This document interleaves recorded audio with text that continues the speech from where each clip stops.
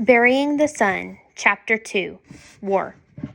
June 22nd, 1941. I didn't want to stay in the apartment when everything was happening somewhere else. I wanted to talk things over with my friend Dimitri, but he would be at his job washing dishes at the Hotel Europa.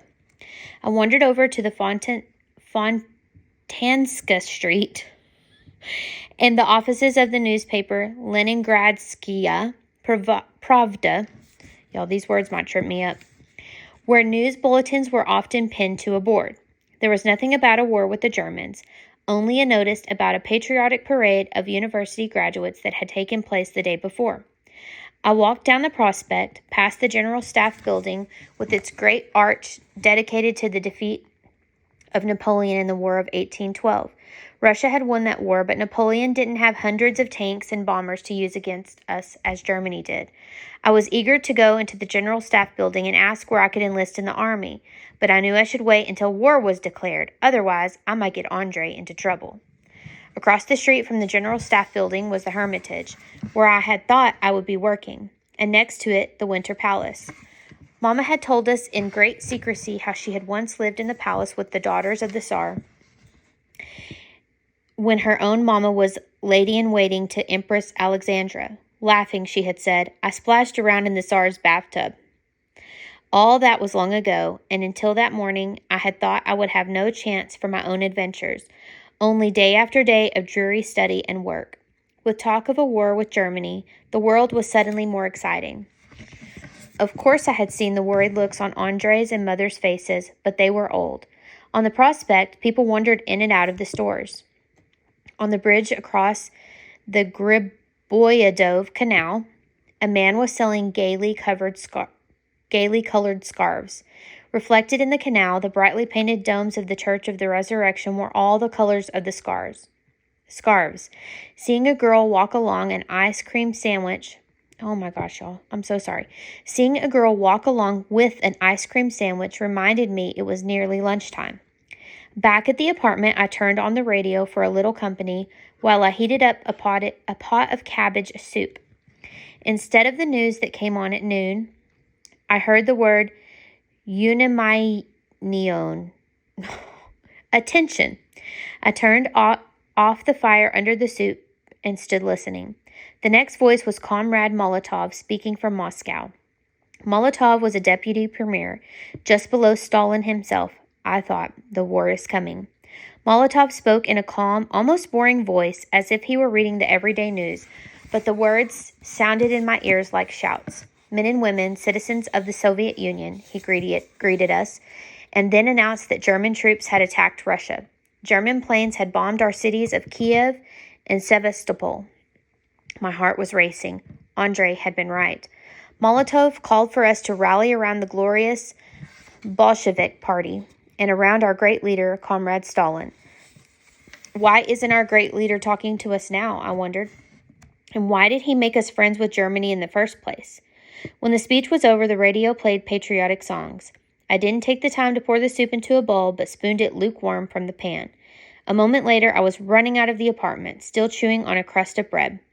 I headed back to the General Staff Building, where I marched up the stairway. Before I could enter the building, a guard grabbed my arm. Where do you think you are going? I took a deep breath. I heard the radio. We are at war. I want to enlist in the army at once. I saw the guard holding his lips tightly together to keep from smiling. Furious, I said, there is a war. Comrade Molotov said so. Russia needs all the men she can get. Men, yes, not boys. Show me proof you are 18, and I'll send you to the recruiting office. I walked away trying to hold up my head. I knew Mama would never sign anything that said I was 18, but maybe Maria would. I pushed my way through the crowds. I was not the only one who had heard the news. All of Leningrad, like a swarm of bees let loose from its hive, was buzzing into this store and that. There were long lines in front of the state bank. People left the bank counting their money, worried looks on their faces. Soon they would turn the money into gold and jewelry. We had learned in school what bad things can happen to money when a country is at war. A woman came out of one of the gastronomes, the grocery stores, with a peck of potatoes under one arm and a sack of cabbages under the other. Strung around her throat was a necklace of onions, poking out of her pocket a bottle of vodka. When she saw me staring at her, the woman spat angrily at my feet. Don't come to me for food when you're starving, you idle boy. I hurried to the hermitage. I would show the woman who was idle and who was not. A handwritten sign announced that the museum was closed, but the guard at the door recognized me. Your sister is in the Dutch gallery. What a terrible thing. Everything here is confusion.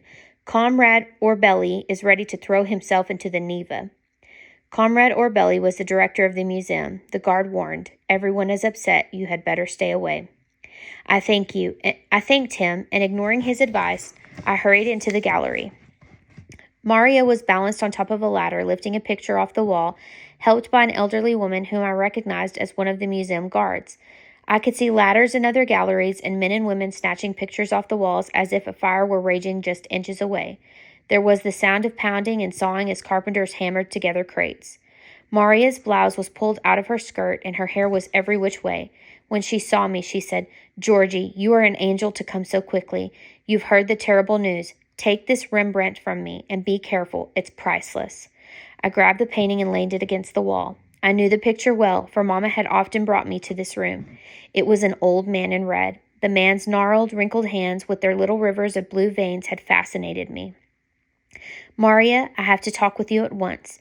You need to write something that says I'm 18. She gave me a puzzled look. But you are not yet 18. But you are not yet 15. Yes, I know that. I'm not a fool, but I'm nearly 15 and I want to go into the army. Georgie, you are out of your mind. What would Mama say? Anyhow, you need something official. Even if I would do such a thing, and I wouldn't, there is no way I can put words on paper that will get you into the army. I have to do something. I won't spend the war mopping floors.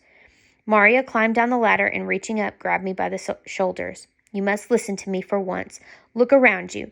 A room full of Rembrandts, and next door, 2 Da Vincis, the greatest artist who ever lived. What if bombs fall tomorrow? What if they fall on the Hermitage? Room after room of treasures that can never be replaced.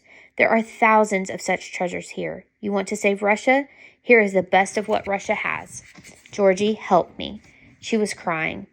I imagined a bomb exploding and an old man in red crumbling into 1,000 pieces. But where will you put them? We don't know yet. Comrade Orbelli is making arrangements. Our job is to choose what is to go and to pack it. Now give me a hand. She began very carefully to take the painting from the frame. After that, I lost track of time. We went from one gallery to the next. As we took the pictures down, the wooden crates were constructed around them and carefully labeled. I wondered what the pictures must feel, torn from their homes and shut up into boxes. We emptied the galleries of farmyards with cows and horses, of neat Dutch rooms with everything in place as if no one lived in them. We packed away picture after picture of kings and empresses and naked ladies. There were hundreds of pictures from the Bible, David with the head of Goliath, Moses with the 10 Commandments, the Holy Family, the return of the prodigal son, and pictures of saints and angels. Stalin had shut all the churches and synagogues, but here in the State Museum, God was everywhere. It made me a little nervous. It made me a little nervous to shut those pictures up in boxes. Someone brought in sandwiches and tea for us, and we worked until 1 a.m. The sun was low, and there were long shadows on the pavement as we walked home. The prospect was crowded, as if no one wished to be alone. Several of the stores we passed had signs listing things they were out of. Leningradskaya Pravda had put out an extra. The headline was just one large word, Voyna, war. Still, none of it seemed real to me. Maria, I asked, what if the Germans never bombed Leningrad? All our work at the Hermitage will be for nothing. Our backs and arms were aching, and our stomachs were growling with hunger. For an answer, Maria pointed to the covers that had been hastily thrown over the lights of the trolleys to dim them. I noticed that few buildings were lighted. Around us, people were looking up at the sky. There, hovering over the General Staff building like a giant's toy, was an anti-aircraft balloon.